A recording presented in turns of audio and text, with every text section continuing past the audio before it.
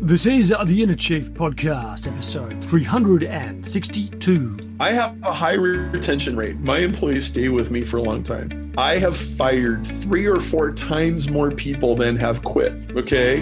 That's normal. And if you have a high turnover, maybe it won't be that extreme, but I'm telling you, like, you have to make these hard decisions or you will pay. And by the way, a bad employee costs a company 4 to 14 times their salary. G'day, this is the Inner Chief Podcast, episode 362. And today we continue our Best Of series with Perry Marshall, sales and marketing guru, on the 80-20 rule, buying time and solving tough problems. I am your host, Greg Layton, founder of Chief Maker and the Council of Chiefs. I believe there is a great chief in all of us, and that through listening to the stories, strategies, and techniques of great CEOs and gurus, each of you can find and leave your own legacy through your work and life. The Inner Chief Podcast is where you will learn how to think and make moves like a CEO, like a true chief. For over a decade, I've helped CEOs and senior executives around the world boldly lead change, inspire their people, and leave a legacy. On the Inner Chief Podcast, I bring these stories to life with deep diving CEO interviews, interspersed with minisodes covering key leadership challenges, so you will find your own path to greatness as an executive. In this episode, we replay a chat I had with Perry Marshall in 2019. Perry is endorsed in Forbes and INC Magazine and is one of the most expensive business consultants in the world. His reinvention of the Pareto Principle is published in HBR. In fact, NASA's Jet Propulsion Labs at the California Institute of Technology uses his 80-20 curve as a productivity tool. He founded the $5 million Evolution 2.0 prize with judges from Harvard, Oxford, and MIT, where the object is to solve the biggest mystery in biology.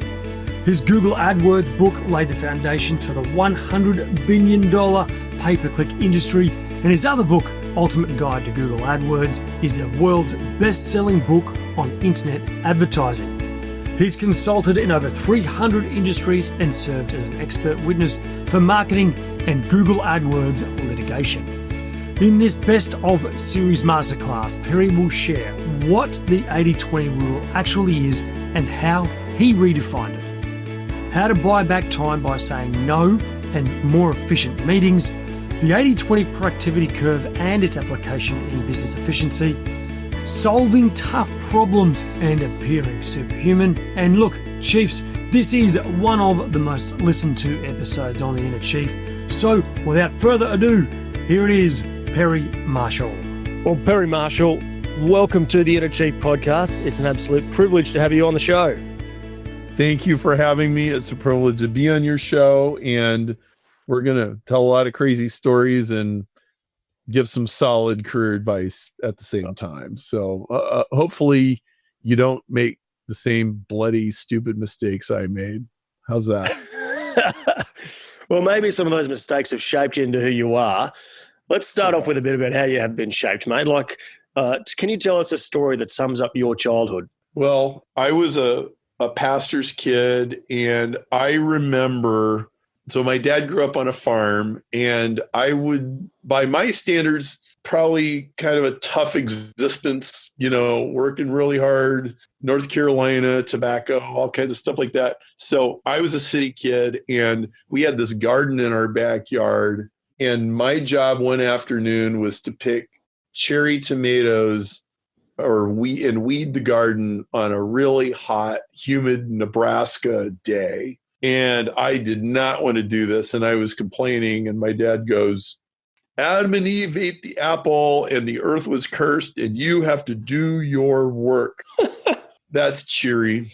I'm still a Christian and everything, but I think that was a significant misunderstanding of what work is, okay? And it gave me a really sour attitude. And my attitude from that point until I was about 16 was work is something that you do as little of as necessary. Then another interesting story happened. So my dad got cancer and he got accepted into a treatment program in Bethesda, Maryland at Johns Hopkins. So my parents are going to leave for 3 weeks and they're trying to figure out what they're going to do with us kids.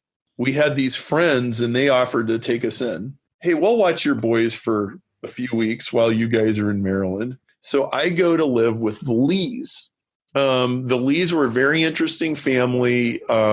So they had daughters that were the same age as me and my brother. And so that was kind of fun. It was a white American married to a woman, married to a Korean father. And so Mr. Lee took us out for Cokes one night and we got into a conversation. And he started telling us how he'd grown up in the Korean War in the 1950s. And he had, I think, 10 brothers and sisters. And they were so poor that he had to go around and steal food to feed his brothers and sisters. And he says, God, if you ever get me out of this mess, I'll work harder than anybody. So he makes it through the Korean War. And when he went to college, he's like, I'm working harder than anybody. Went to school, became a professor in the United States. I think in 5 years, he had gotten a chair, like a chaired professorship thing. And now at this stage in his life, he's like probably in his mid 40s. He's the highest paid faculty member at the entire University of Nebraska. And he's explaining to me how he charges $3,000 to $5,000 a day to consult big corporations. And this is 1986. And I'm sitting there and I'm listening to this and I'm going, okay, now, nice house, nice car, nice Oriental rugs, they go interesting places on vacation. And he's talking about work. I get this totally different view of work, literally in the space of 1 hour. It was like, oh, work actually gets you somewhere. Oh, one of the most important conversations I ever had in my life was having Cokes with, it was almost like by accident, like nobody really planned this or anything, and I decided, so at that was a very, very intense focal point in my life right then. Okay, so what's going on in my life? I'm 16 years old. For 6 months, I've been working as a janitor at a fire alarm factory, and I hated this job. Okay. Meanwhile, on the side, I have a business building stereo equipment and selling it. So, high school kid, like, hey, you want a pair of speakers? I'll make you a pair of speakers. And like, I'm selling stuff to my friends and I'm selling stuff like in the classified ad in the newspaper. And I get this little tiny business going. And from my janitor job, I had saved up $1,000. And then I'm also in turmoil. My dad has terminal cancer. It's not super clear that it's terminal yet, but, it's tough. So they're off cancer treatments. And then like I'm living with Dr. Lee and his family, and I'm getting all this input. And that's when I decided, okay, I'm quitting my janitor job. I'm going to take my $1,000 that I've saved up. I'm going to use it to build inventory, and I'm going to have some stuff to sell. And I went to work with this. And so I was under a lot of pressure. There was a lot of turmoil, but I started that business, and it was my first business. And for the next 2 years, it was my sole source of income. It was just building stereo equipment and making a little profit and doing that. And I said, okay, so if work actually gets you ahead, I'm going to be serious about all this. When I get to college, I'm going to get an engineering degree. I'm going to understand this technical stuff. For real, I'm going to actually start trying to get good grades, and I'm going to really apply myself. I'm really apply myself with my speaker business. And I put all my effort into that.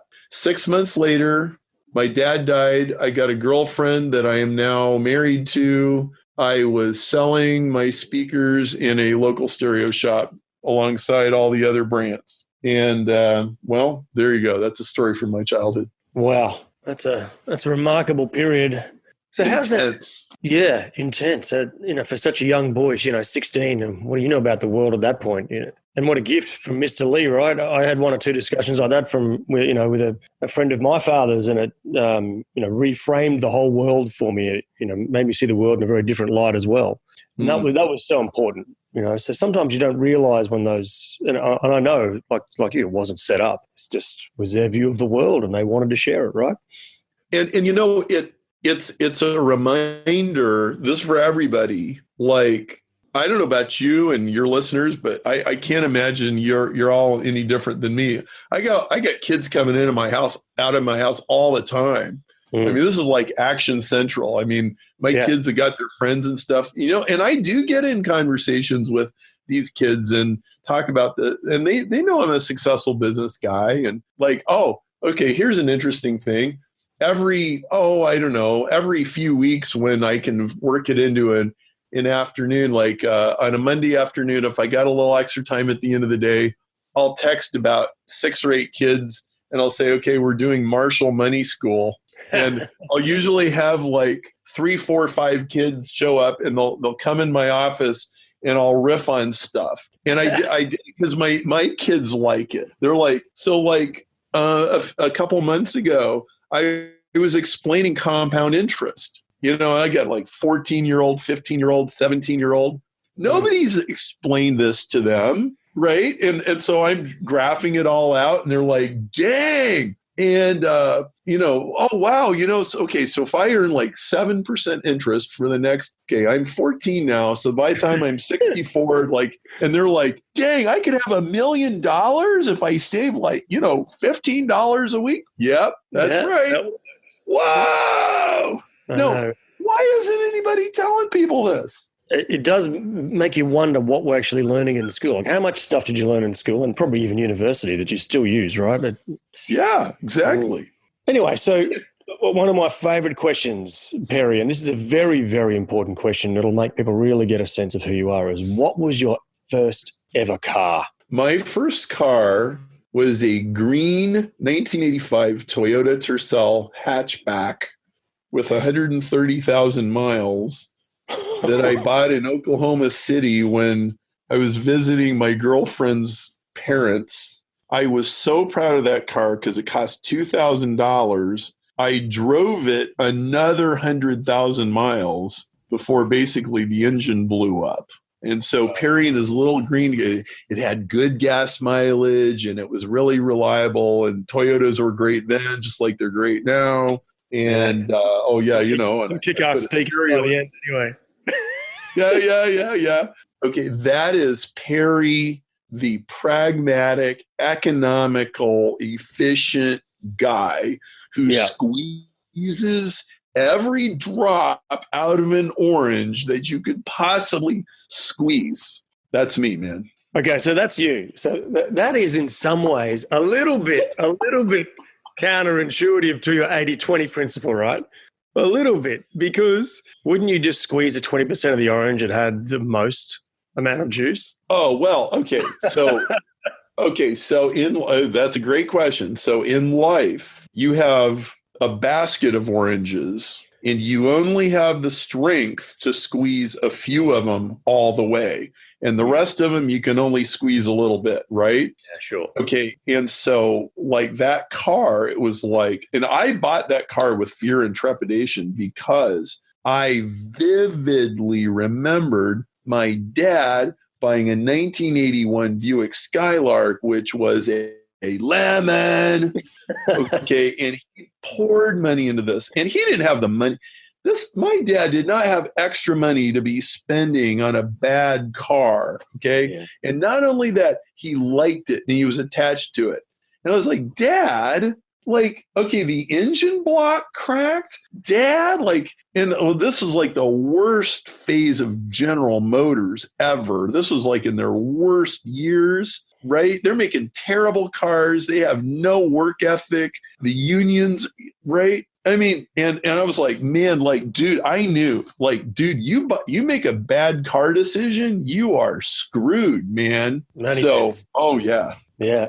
Okay, we're gonna. I love your questions, man. This is awesome. Let's talk a bit about the 80-20 rule, because I mean, you've written a whole book around 80-20 marketing and the Pareto Principle. Yep. Let's first of all, can you explain it in your own words what the 80-20 principle rule is? And a quick frame around this is just about every client I've ever worked with doesn't have enough time or can't be productive. They've got too many things on. So let's talk Pareto Principle and in your own words what it means, and then I want to talk a bit about what you say when you say it's fractal as well. Okay, so I'm going to start by saying everybody is mistaken on this. There is actually lots of time. We are awash in time. We have an abundance of time. It's just a matter of perspective. And 80-20 really addresses this, okay? So I would imagine that the majority of people listening have heard that 20% of the people have 80% of the wealth and 80% of the people have 20% of the wealth. And that's the Pareto Principle. And it's true across pretty much all countries. And like that is what most people understand to be 80-20. And then, you know, if you've had some sales background or something, you might also know that 80% of your sales come from 20% of your customers, and the other 20% of your sales come from the 80%. Okay, so that's all true, but that's kind of like saying, well, a guitar has 6 strings and a hole in it. And like, yeah, I understand guitar. Well, that doesn't mean you can play it, right? Oh, drums, yeah. Yeah, you got these round things and you get these sticks, right? Yeah, I get it. Yeah. Well, no, wait a second. You ever seen a good drummer? You ever seen a good guitar player? Okay, 80-20 is like that. It is deceptively simple. It's actually very deep, okay? So what's the deeper part of it? So the deeper part of 80-20 is, first of all, it's not just this business rule of thumb or economic rule of thumb. It is a law of cause and effect vastly across nature. It is everywhere. In fact, you have confronted 80-20 every single day of your life. All of the arguments when they have elections between the conservatives and the liberals about, you know, distribute the wealth, or are we going to tax the rich, or are we going to reduce taxes and let business flourish? Those are 80-20 arguments, okay? And 80-20 is the size of craters on the moon, and it's the dirt on your carpet. 80% of the dirt is on 20% of the carpet, okay? Because 80% of the traffic is on 20% of the carpet and 20% of the roads. It is everywhere. It's in all your spreadsheets. It's in your advertising accounts. It's in your checkbook. Okay. It's the apps in your phone. Like 20% of the apps get 80% of the time on your phone. Okay. So it's all over the place. That's the first thing. Okay. The second thing is it's fractal, which means a pattern inside a pattern inside a pattern inside a pattern. Okay. So 80% of the people own 20% of the real estate, and 20% of the people own 80% of the real estate. But guess what? 20% of the 20% own 80% of the 80%. And 20% of the 20% of the 20% own 80 of the 80 of the 80. So I'm not asking you guys to do math in your head. If you do that math, 1% of the people own 50% of the real estate. And one person, Jeff Bezos, is worth $150 billion. That kind of inequality is programmed into the universe. Okay? So it applies to time. 1% of your time produces 50% of all your productivity. Now, when you suddenly become aware of that, so let me slow down and unpack that. Let's say you're a salesperson on straight commission. Half your income was earned in less than 4 days last year. And I reckon that would play out. It does play out. Yeah. And maybe it's a week, but it might be 2 days. Okay. Sure. It's like most of your income came from one, or like a very, very it's like one deal. Okay. Now, if you look at 80-20, what it means is that the productive part is 16 times more effective than the unproductive part. Okay. So the 20% who have 80% of the wealth, person for person, they have 16 times more money than the 80% who have 20% of the wealth. It's built right into the math. Okay, so there's an enormous amount of inequality, and it's built into the lives of the universe. And so what it means is you cannot change it. You can only harness it.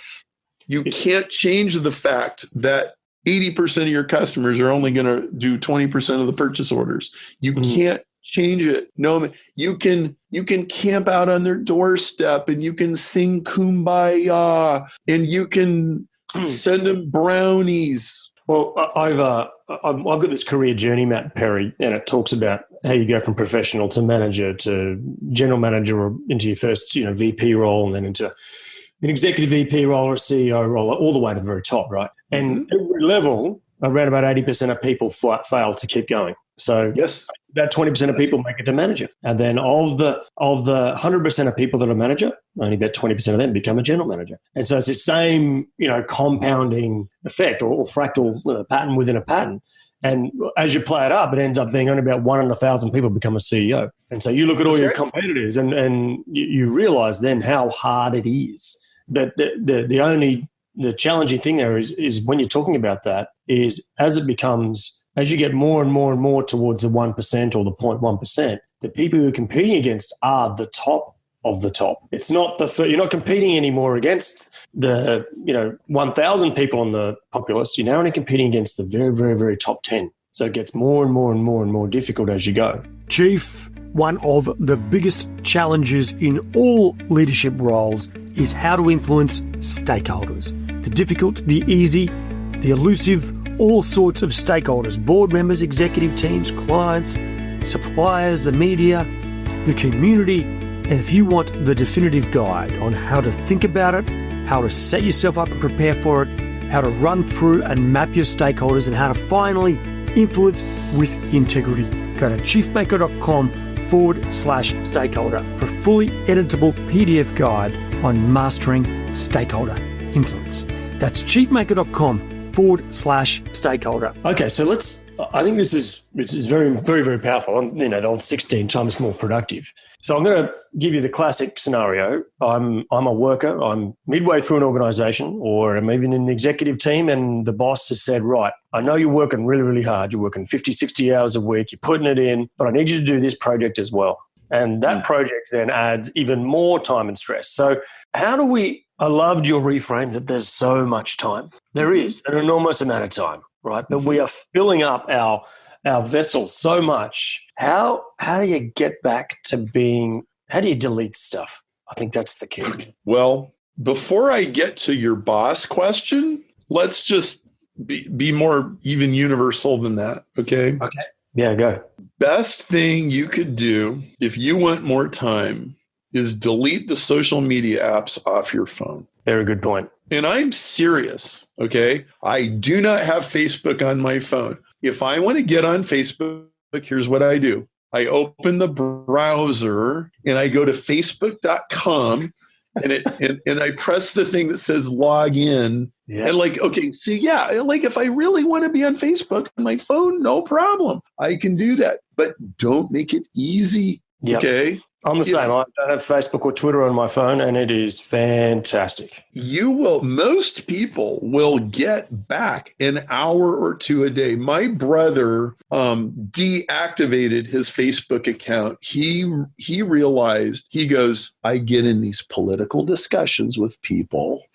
Okay. Oh, and then I start obsessing about what is he going to say and what is she going to say. And I get sucked into this stuff. Deactivate, press the button, walked away from page. He goes, I got 2 hours a day back. He goes, I've got time to read. I've got time to watch movies. I am almost never on Facebook. Point I'm making is less about Facebook and it's more about, if you are going to be successful, you must police the access that the rest of the world has to you, okay? And it's 80-20. It's actually 1%, 50%. Okay, 1% of the people in your life should get 50% of your attention. Who's that? It's your wife and your children and your closest friends, and you invest in those relationships, because good relationships pay and pay and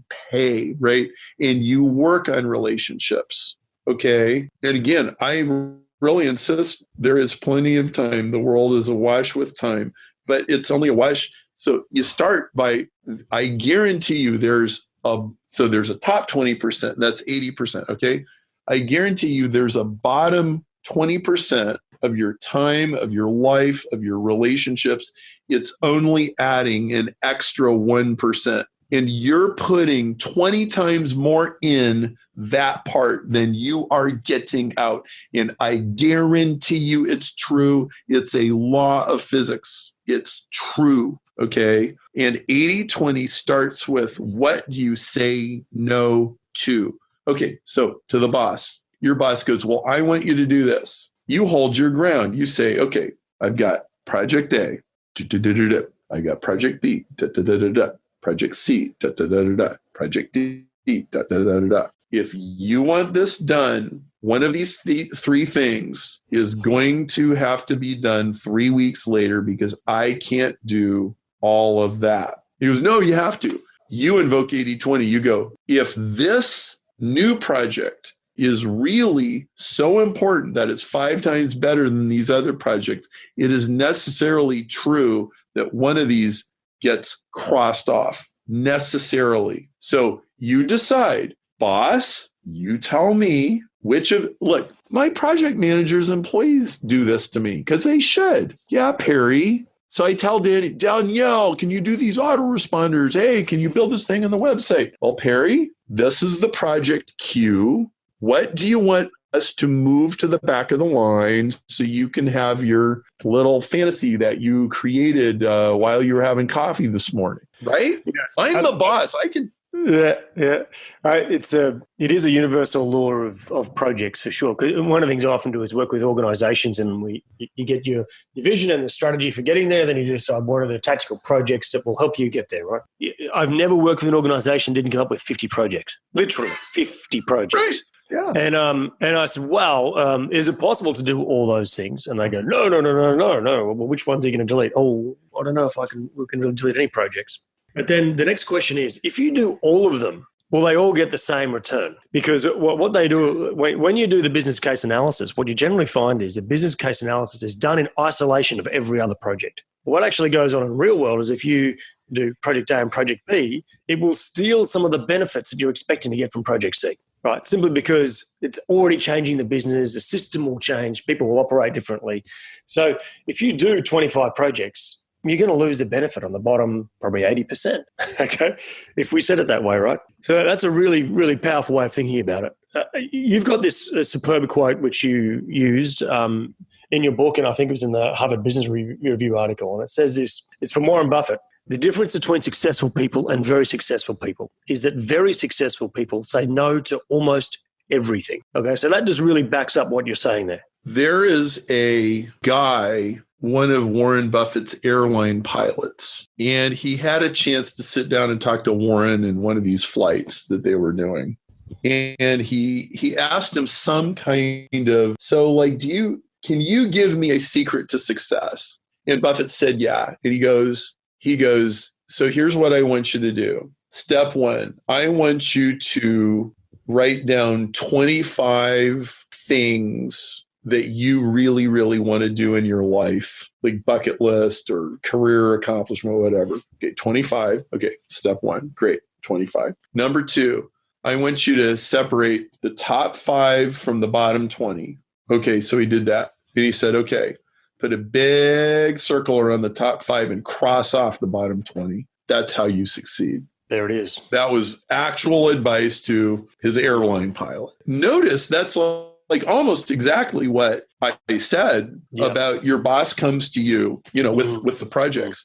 Most things that companies do are unnecessary. And I guarantee you at the end of the year, whether it was 14 projects or 5 projects or 87 projects, 20% of the projects got 80% of the results. Yeah, for sure. Now, I've got another really good extension of this, if you can expand your mind onto the number of meetings that people have every single week and say that probably 80% of them give you very little result. And you're probably actually planning other meetings in that. Yes. You know? Yes. But then when you're in the meetings, right, let's say, and this is one of the great problems of our world is that Outlook calendars set up the standard calendar meeting invite for 1 hour. Every meeting we hold goes for an hour. And that doesn't make any sense to me at all because why would every meeting go for an hour?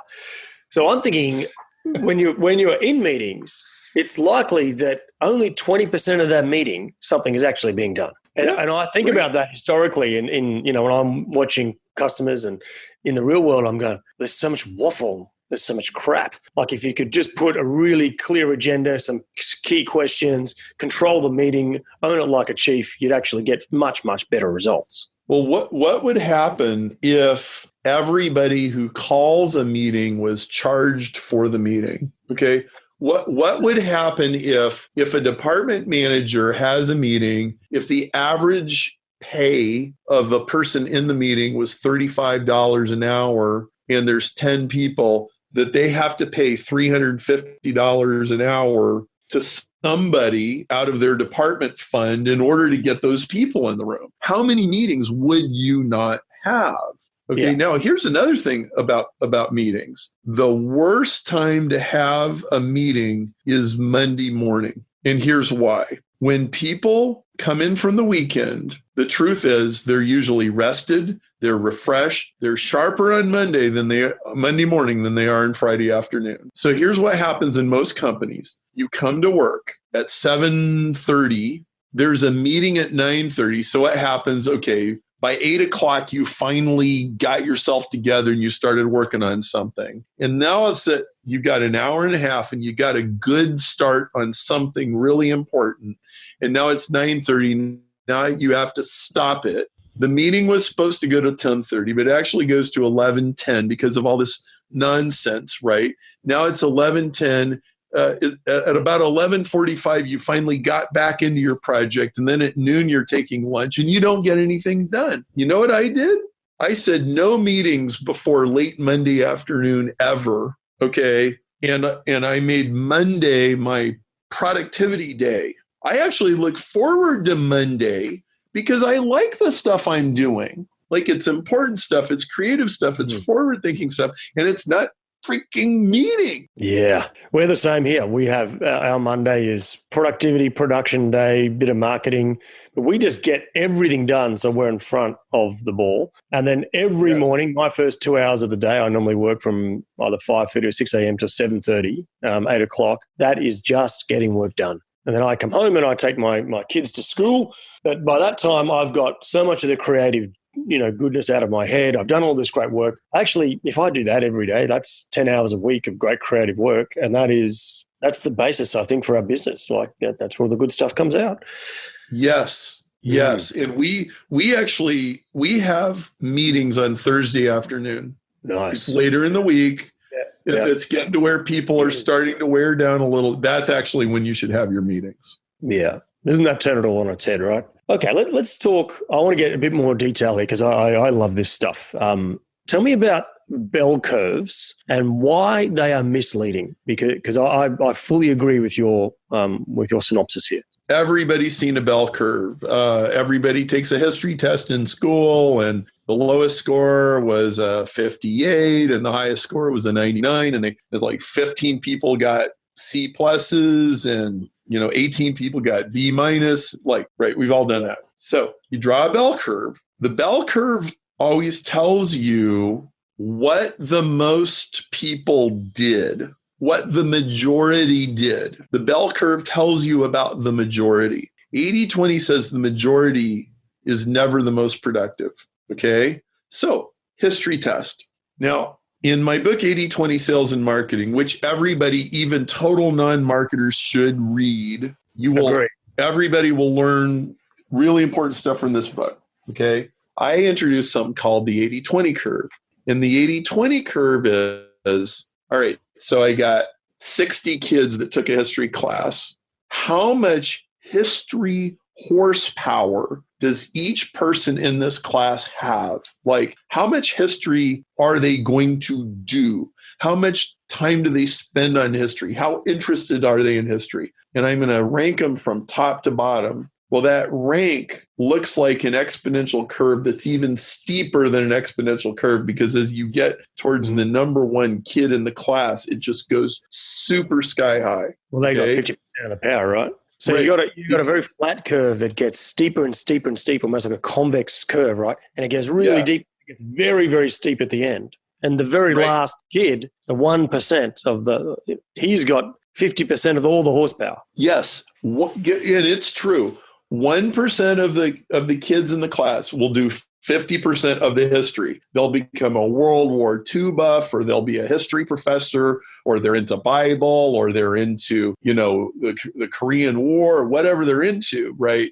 Like, they will totally get into it. And this is how everything is. So like, when I give talks, one of my favorite things to do is, so I was in an entrepreneur magazine seminar a few years ago. So they had there was 300 entrepreneurs in this room, and I was giving an 80-20 talk. And I said, okay, everybody who owns shoes, stand up. So, all right, everybody stands up. Okay, if you got less than 5 pair of shoes, sit down. If you own less than 10 pair of shoes, sit down. If you own less than 20.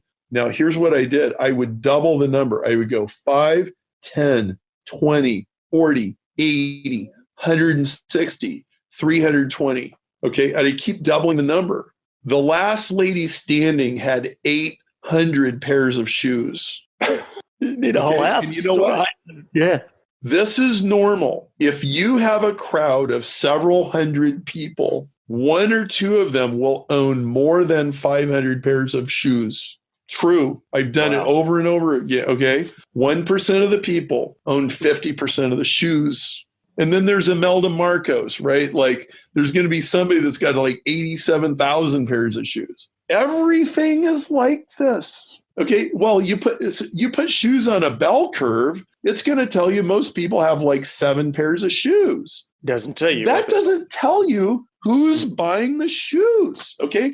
The 80-20 curve says, hey, 5% of these people are buying 2/3 of the shoes. That's who you sell to. You have a shoe magazine and a shoe crew, Mediterranean shoe cruise, and a convention in Las Vegas where this is how the world actually works. I've got a question. It's a little bit off to the side a bit, whether or not it's related to what we want to hear, our customers want to hear or not. I don't care. I want to ask this question. Bonus structures in organizations, they're always based on the bell curve. They're always based on what the bell curve is, right? So what if they changed it to the 80-20 curve? How would that look? So an 80-20 way of doing bonuses would 20% of the people brought 80% of the mojo in this company. Is true, okay? 4% of the people brought 64% of the mojo. Let's say that everybody had the same salary. 4% of the people should get 2/3 of the bonus money pot, okay? If you distribute money that way, you will get the top performers in the top positions. If you distribute money equally, the performers will leave and the losers will take over. Yeah. And I think it's the second thing which is really important, is because as long as you keep rewarding low performance, good performers will leave and low performers will be attracted. Do you know what happens then? Because you're playing 80-20 rule, right? Is that all of a sudden your old low performer, maintaining current performance, is now responsible for 50% of your output because the new ones are even worse than what was there before. Yeah. And it's a spiral. So 80-20 always has 2 ends, okay? So there's the part that you want more of, and it's a very small part. We've got one client that is generating 1/3 of our income, and you go, well, the easiest way to raise our revenue is actually sell that client another service package. Okay, so that's the top end. Now there's the other side of it. Okay, so let me tell you another part of it, more of an advanced 80-20 thing. So my friend Lynn Bertain has this thing he calls the 21-20 rule. Okay, so it applies to everything. But here's what it says. The top 20% of employees produce 120% of the results. The bottom 20% undo 20% of the good that the winners do, and they bring us down to 100. Oh, that's definitely true. That's conservative. Yes. That's conservative. Yeah, right. So what it means is at minimum, you should fire 5%, if not 10% of everybody. Now, at GE, Jack Welch did this every year. He said, every year, we are getting rid of 10% of everybody. Yep. So you department managers, you figure out who you're getting rid of because they're going. Goldman Sachs did the same forever and a day. You know what this, I often use the analogy that, a high-performance team, high-performance organization is like a big ship and it is plowing through the ocean. And your low performers are the anchor chain, right, that are rolling out behind you and holding you back, right? Mm-hmm. And if you were to just cut that anchor chain, your ship would start clipping a lot more cleanly, right? Yes. Less stress because you'd be going across the top of the waves rather than plowing through them, and you wouldn't be hit by the winds and the waves and the currents as much as you currently are. In fact, that's what those people really are, is the wind and the wave and the current, because that's where they like to wallow. Okay. And just to put some flesh on this, I have a high retention rate. My employees stay with me for a long time. I have fired 3 or 4 times more people than have quit. Okay. That's normal. And if you have a high turnover, maybe it won't be that extreme, but I'm telling you, like you have to make these hard decisions or you will pay. And by the way, a bad employee costs a company 4 to 14 times their salary. 4 to 14 times their salary. And that links back to this, the 120% down to 100%. Oh, yeah, right. Yeah, that would make sense, yeah. Okay, Perry, we're getting towards the end. There's 2 questions I want to ask you before we talk about all the final questions everybody answers. You're endorsed by Forbes and INC Magazine as one of the most expensive consultants on the planet, right? And we've just got you for free for an hour, and we thank you with all our hearts for doing that. But what I want to ask is, first of all, I'm sure it's absolutely vital that people stand apart from the competition. How do people make themselves insanely valuable in the current environment? Ask the question, what acute problem is nobody solving right now? Now, when you ask that question, you'll always get answers. There's always a problem that nobody's bothering to solve, okay? Maybe you come up with a list of 20. You certainly cannot solve them all, and it's not worth solving them all. Which ones can you solve? And of the ones you can solve, which ones are the most valuable?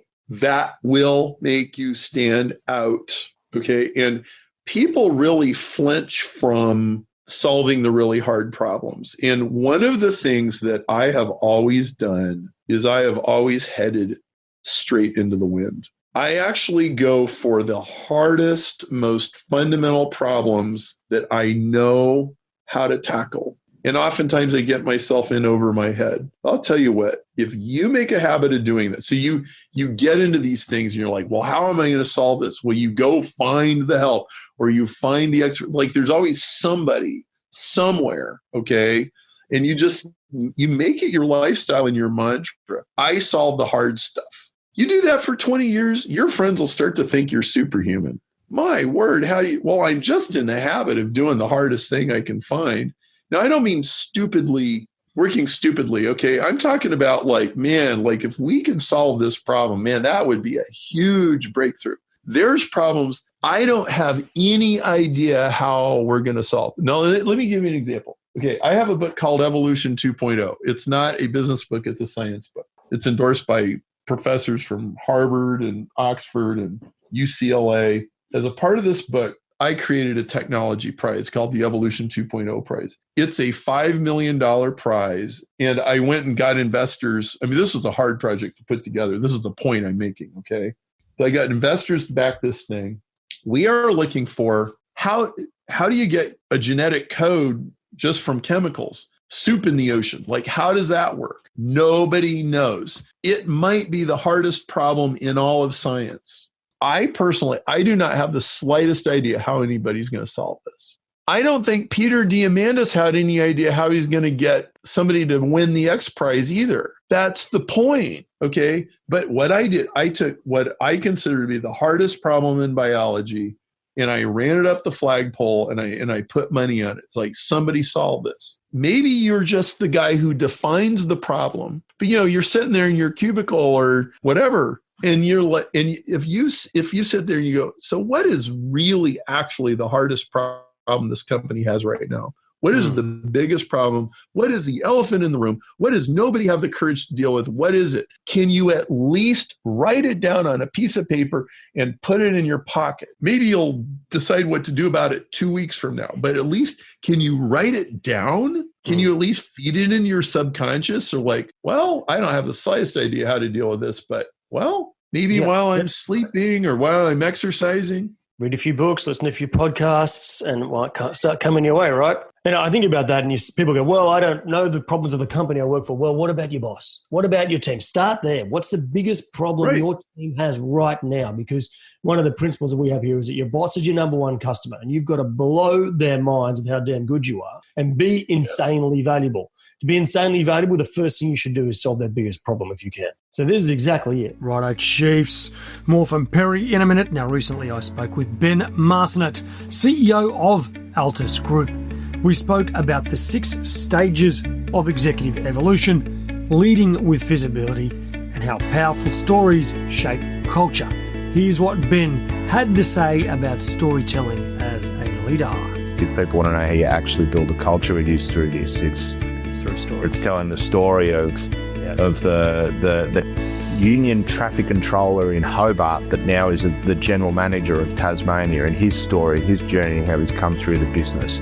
The story of the traffic controller that runs into a burning building and pulls a lady out on his way home from work. I mean, these are the stories that you tell of the amazing things that people do inside of the business that make you sit back and go, you know what? This is pretty cool.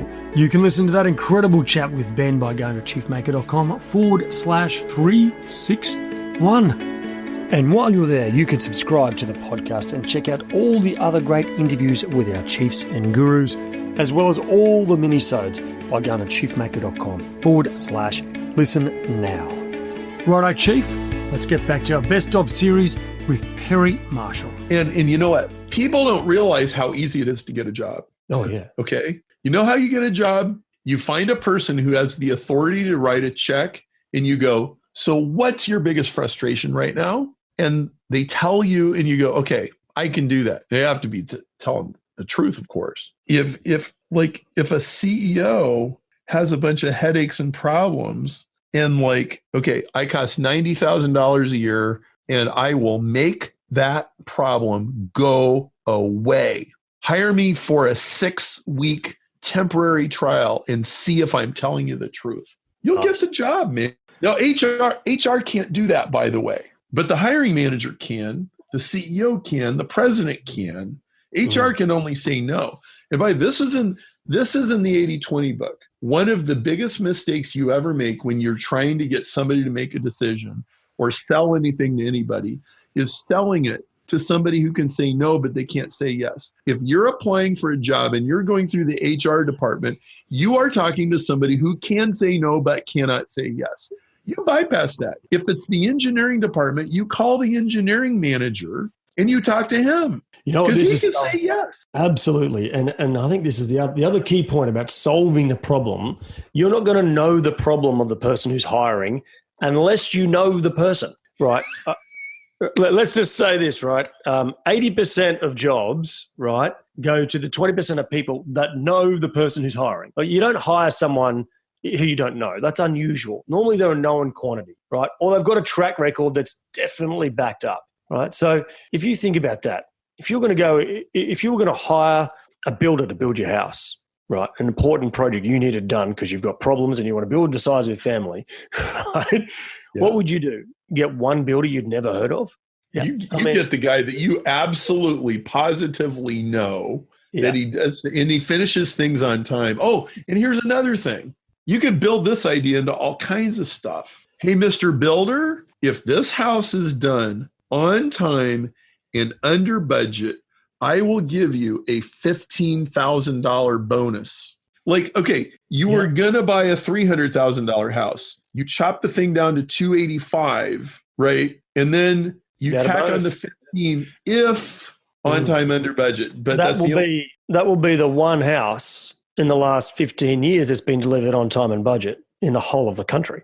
Yes. Because they fatten it out and make it longer to make a bit more money. And you can attach that idea to almost anything. Yeah. Right? Yeah. A vendor, whatever. You can there's lots of corporate deals where you could negotiate something like that from a vendor. Oh yeah, we'll pay you a bonus if like the cherry's on top. Well, Perry, look, it's been an absolute privilege. And there's so many other topics I wanted to get to, like networks and integrating technology. But for another time, I'll have to track you down on a future date again. It's been an absolute pleasure. First of all, how can people connect with you? What's the best way?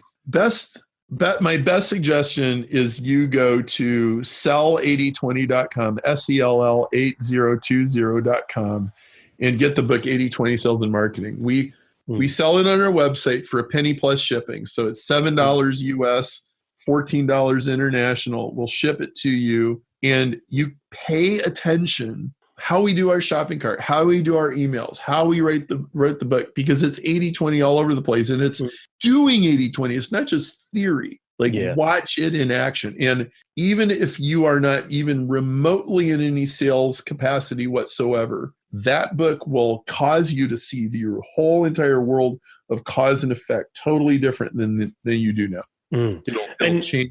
And actually, even if you're not in sales and marketing in the organization you work for, you absolutely should know how sales and marketing works, because that's the oxygen of your business.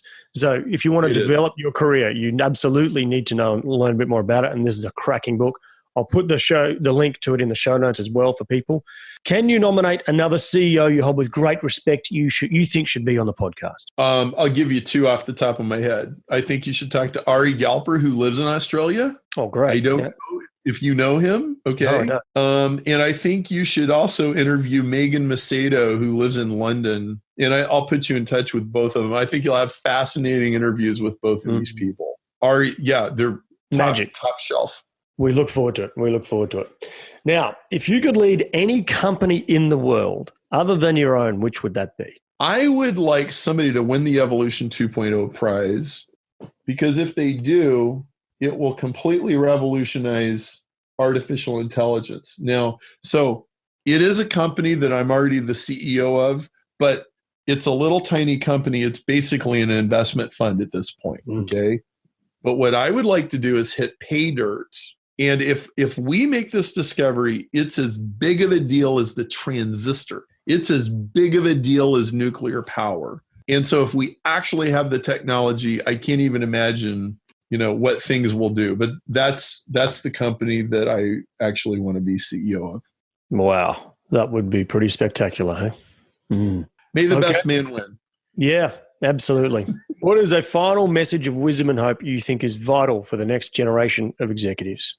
I don't know if this intersects your world, but one of the phenomena that I have really paid close attention to in the last 2 years, the rise of prominence of a guy named Jordan Peterson. And he's a psychologist from Toronto whose books and videos on YouTube have just gone crazy. He's huge over here in Australia as well. Yeah. Okay. And I'm not here to talk about Jordan. I'm here to talk about what is the thing, what is the vacuum that he stepped into. Okay. Because there was a burning need for somebody to talk about responsibility instead of rights, and to talk about cleaning up your room before you try to fix the world, and to talk about ancient stories. One of my favorite scriptures is in Proverbs. It says, the fear of the Lord is the beginning of wisdom. And I think there's a lot of modern people, they listen to that and they go, what a bunch of nonsense. What is anybody even talking about? People relate to these things at different levels and in different degrees. But one thing that I have found is this. You should read something written before Gutenberg every day. Okay, now why would I say that, and why is that useful? if something was written before the printing press was invented, then the way we got it was guys with pens and scrolls made copies of copies of copies of copies and hid them in urns in caves so that when Rome gets burned to the ground, that civilization is not lost. It's the complete opposite of Twitter, right? On Twitter, you can say, look, everybody, I had sushi for lunch, right? Well, you're not putting that on a scroll and hiding it in a cave. You know what I'm saying? So the only stuff we have from before Gutenberg is the top 20% of the top 20% of the top 20% of the top 20% of all literature. Now, if you read that literature, it's almost all wisdom literature and poetry. Wisdom literature is not what toothpaste should I use. It's like the deepest stuff of culture. It's like what does a father really want to pass down to his son, right? That's like wisdom literature, right? And poetry is things that you have to think about slowly and carefully, which is the opposite of the 6,000 RPM social media thing, okay? Yeah. If you will read something written before Gutenberg every day and delete social media from your phone in 2 months, your brain will be in a totally different space, totally different. You will have extracted yourself from the matrix. Try it. And you'll, man, like if you're meditating on a great piece of poetry or a great piece of wisdom, instead of watching the Donald or whatever, your life is going to be so much better. You won't be depressed. You won't be angry. You probably won't be overeating or drinking too much coffee. You'll probably get enough sleep. Totally change your life. Perfect advice. And I've got quite a few books just like that, which are either beside my bedside table or right near, and I always read it. And it is just the highest quality stuff. So that is magic advice. Perry, it's been an absolute pleasure and a privilege. What a magnificent chat. So thank you for your time. Chiefs, that sums it up for this week. And the remarkable Perry Marshall. He truly is one of the most special people I have ever met. An incredible chief whose legacy will lead on for a long time. And just what a beautiful and nice and humble man as well. His curiosity, his interest in the work we do was really palpable. Chiefs, I know you're going to enjoy all his resources at perrymarshall.com. For all our links and show notes, go to chiefmaker.com/362.